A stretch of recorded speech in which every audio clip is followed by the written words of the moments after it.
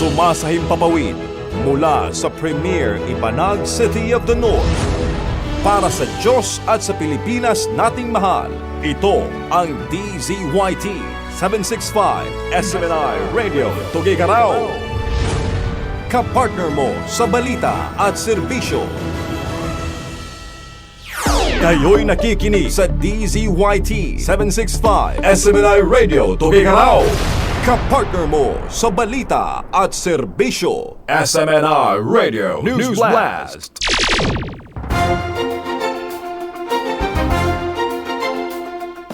Sa iba pang nating mga balita, bagong Senate President nilinaw na kikilalanin ng Senado ang warrant lang mula sa mga korte ng Pilipinas.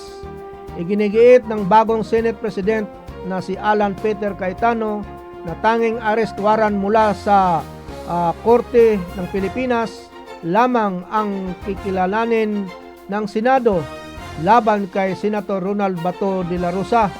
Pahayag ito ni Cayetano matapos tangkaing ihain sa Senado ang umano'y warrant mula sa International Criminal Court laban kay de la Rosa. Ayon kay Cayetano, malinaw sa konstitusyon na dapat manggagaling sa isang Philippine judge ang anumang warrant of arrest upang ito ay maipatupad sa bansa.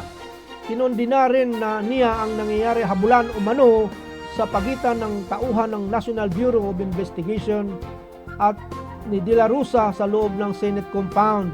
Giit pa ng bagong Senate President, hindi dapat mapigilan ang isang senador na makadalo sa sesyon dahil lamang sa isang warrant na hindi umano nakikita o kinikilala ng Senado.